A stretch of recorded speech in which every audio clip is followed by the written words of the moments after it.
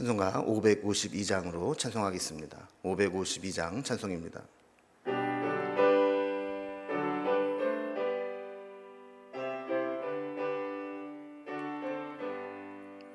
아침 해가 돋을 때 만물 신선하여라. 나도 세상 지낼 때에 햇빛 되게 하소서. 주여 나를 도우사 세월호 송 안고서 어두운 세상 지낼 때 햇빛 되게 하소서. 새로오는 광음을 보람 있게 보내고 주의 일을 행할 때에 햇빛 되게 하소서. 주여 나를 도우사 세월호 송 안고서 어두운 세상 지낼 때 햇빛 되게 하소서. 한 번 가면 안 오는 빠른 광음 지날 때 귀한 시간 바쳐서 햇빛 되게 하소서. 주여 나를 도우사 세월호 송 안고서 어두운 세상 지낼 때 햇빛 되게 하소서. 밤낮 주를 위하여 몸과 마음을 드리고 주의 사랑 나타내 햇빛 되게 하소서. 주여 나를 도우사 세월호 송 안고서 어두운 세상 지낼 때 햇빛 되게 하소서. 아멘. 아멘. 함께는 하나님 말씀은 구약성경 예레미야서 16장 14절에서 21절까지 말씀입니다. 예레미야 16장 14절에서 21절까지 1076면에 있습니다. 말씀을 제가 봉독하겠습니다.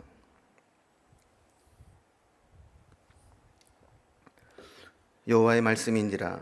그러나 보라, 날이 이르리니 다시는 이스라엘 자손을 애굽 땅에서 인도하여 내신 여호와께서 살아계심을 두고 맹세하지 아니하고 이스라엘 자손을 북방 땅과 그 쫓겨났던 모든 나라에서 인도하여 내신 여호와께서 살아계심을 두고 맹세하리라.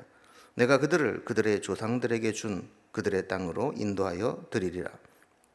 여호와의 말씀이니라. 보라, 내가 많은 어부를 불러다가 그들을 낫게 하며 그 후에 많은 포수를 불러다가 그들을 모든 산과 모든 언덕과 바위 틈에서 사냥하게 하리니 이는 내 눈이 그들의 행위를 살펴보므로 그들이 내 얼굴 앞에서 숨기지 못하며 그들의 죄악이 내 목전에서 숨겨지지 못함이라. 내가 우선 그들의 악과 죄를 배나 갚을 것은 그들이 그 미운 물건의 시체로 내 땅을 더럽히며 그들의 가증한 것으로 내 기업에 가득하게 하였음이라. 여호와 나의 힘, 나의 요새, 환난 날의 피난처시요 민족들이 땅끝에서 주께 이르러 말하기를 우리 조상들의 계승한 바는 허망하고 거짓되고 무익한 것뿐이라. 사람이 어찌 신 아닌 것을 자기의 신으로 삼겠나이까 하리이다. 여호와께서 이르시되 보라, 이번에 그들에게 내 손과 내 능력을 알려서 그들로 내 이름이 여호와인 줄 알게 하리라. 아멘. 우리는 어제 살펴본 본문에서 이제 예고된 하나님의 심판이 결국 실행될 것이고, 그렇게 되면 우리가 일상적으로 하는 생활조차도 의미가 없을 정도로 큰 고통이 임할 것이다 라는 것을 살펴보았습니다. 그래서 하나님의 심판은 그들이 알지 못하는 땅, 그래서 유다 백성들이 바벨론의 포로로 끌려가는 것으로 하나님의 심판이 종결되는 것을 보게 되죠. 그런데 하나님은 저들을 그곳에서 다시 구원해 내셔서 약속의 땅으로 인도해 오실 것을 약속해 주십니다. 마치 애굽에 종살이 하던 이스라엘 백성들을 하나님이 출애굽시켜서 가나안 땅으로 오게 했던 것과 마찬가지로 바벨론 포로로 끌려갔던 자들을 다시 고국으로 돌아오게 인도하실 것이라고 약속하시는 것이죠. 그러나 이렇게 회복을 위해서는 필연적으로 하나님의 심판이 있을 수밖에 없다라는 겁니다. 우리가 어떤 낡은 건물을 재건축하기 위해서는 먼저 있었던 옛날 건물들을 완전히 부수고 헐어버려야 그 터 위에 새로운 것들을 건축할 수 있는 것과 마찬가지로 고칠 수 없을 정도로 망가지고 또 죄악에 물리고 우상 숭배에 빠져 있었던 이스라엘 백성들은 그대로 회복될 수 없었기 때문에 그들을 철저하게 낮추시도록 바벨론의 포로로 끌려가서 거기에서 다시 하나님께서 정결케 하신 후에 그들을 돌아오게 해서 하나님의 구원의 역사를 다시 시작하겠다 하는 것이 오늘 본문의 말씀입니다. 오늘 본문을 단락별로 구분을 해보면 먼저 바벨론에서 돌아오게 하는 것을 새로운 출애굽의 역사의 구원으로 설명을 합니다. 두 번째 단락에서는 이렇게 하나님께서 다시 돌아오게 하시겠지만 그것은 숨은 자를 사냥해 내듯이 철저한 심판이 있은 후에 있을 사건이라고 이야기를 하죠.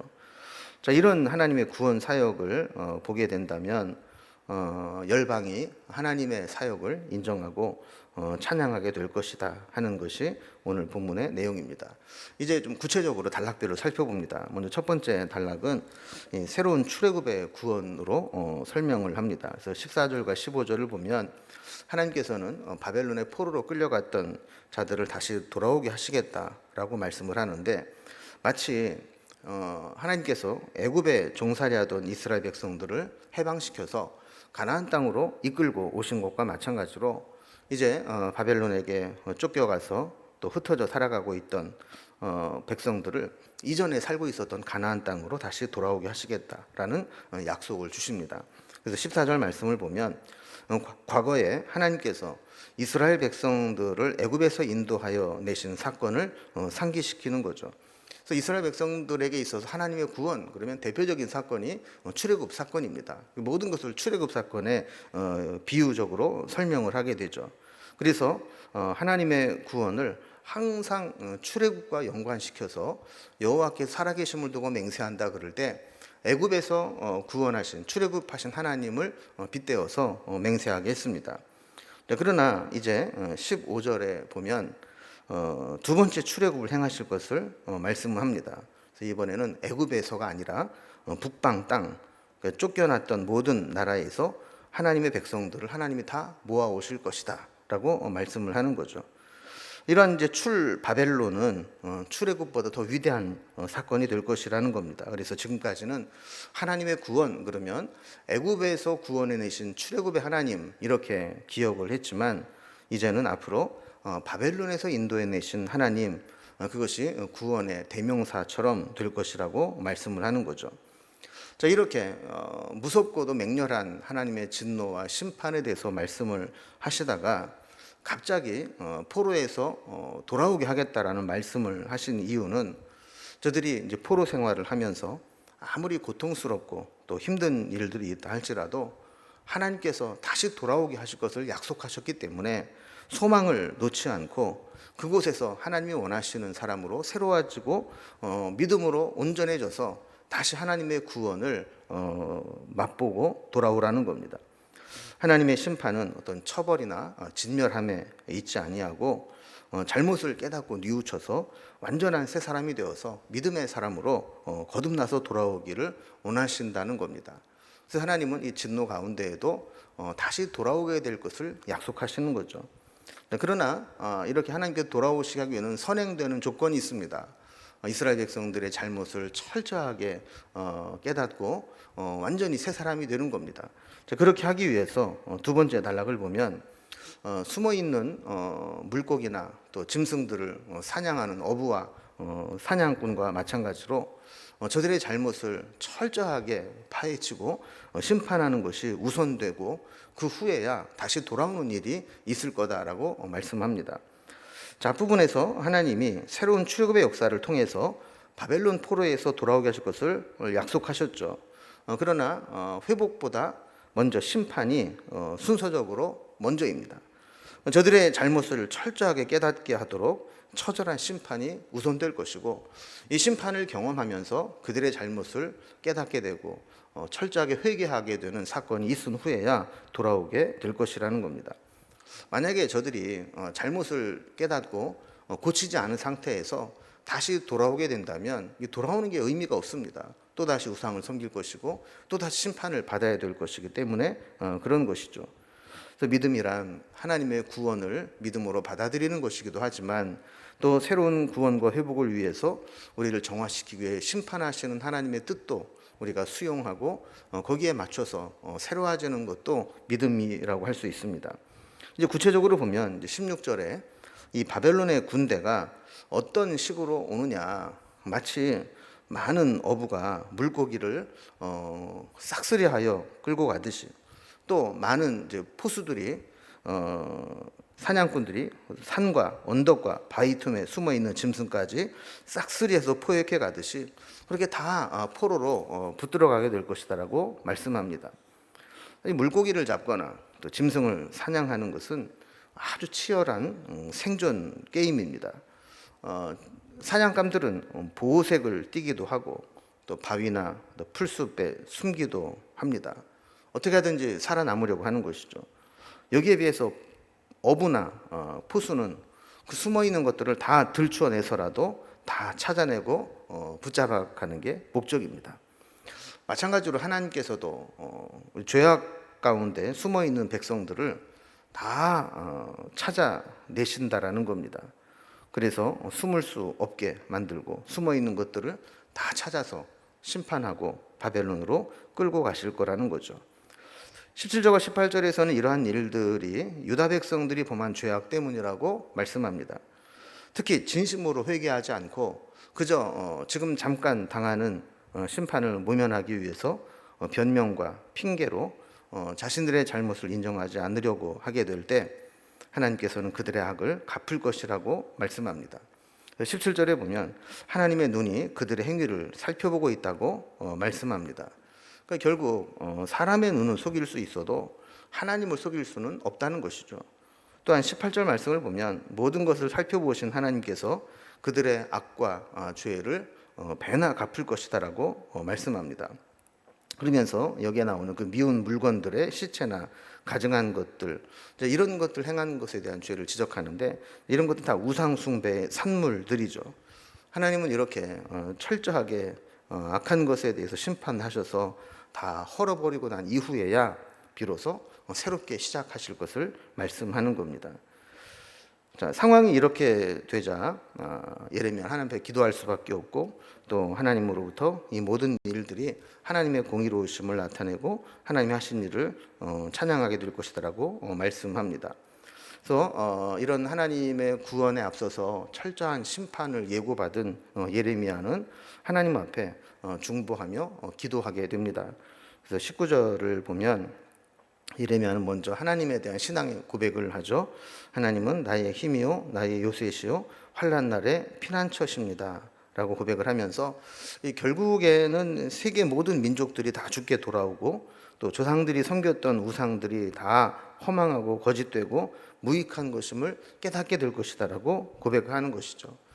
그러니까 믿음의 눈으로 보면 이렇습니다. 하나님의 심판이 고통스럽고 힘든 것만이 아니고 그것이 오히려 우리의 잘못을 깨닫게 되고 하나님이 어떤 분인지를 깨닫게 되는 계기가 될 수 있다는 겁니다.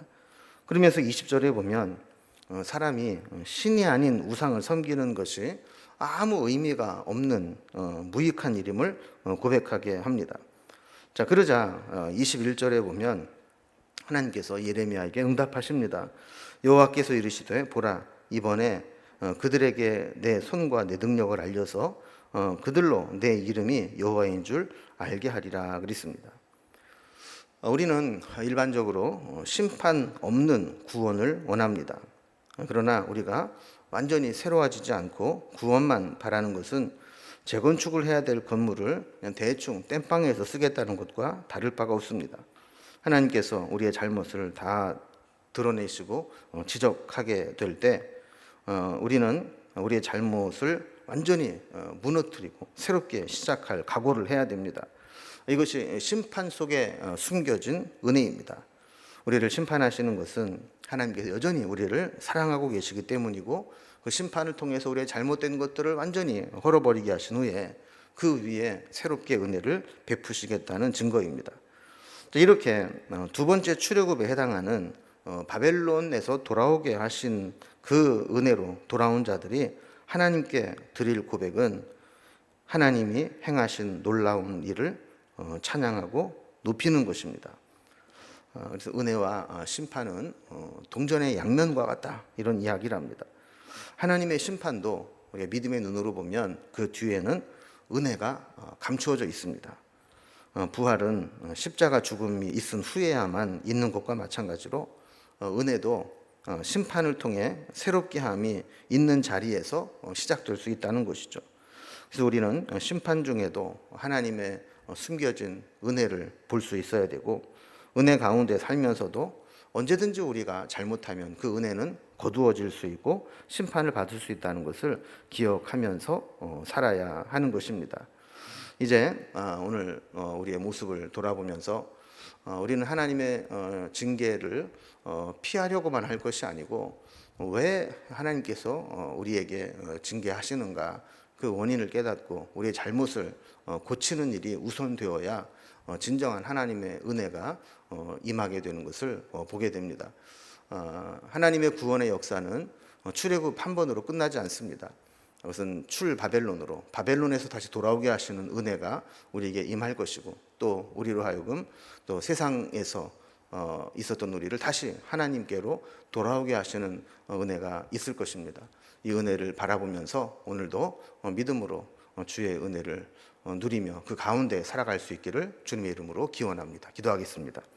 하나님 아버지, 하나님은 이스라엘 백성들을 징계하고 심판하실 때 바벨론의 포로로 끌려가는 것으로 그의 심판을 완성하는 것을 보게 됩니다. 그런 하나님의 목적은 그들을 망하게 하고 포로로 끌려가 노예 생활로 죽게 하는 것이 아니라 다시 회복되어 바벨론에서 구원하여 내어 약속의 땅으로 드리는 것임을 오늘 살펴보게 되었습니다.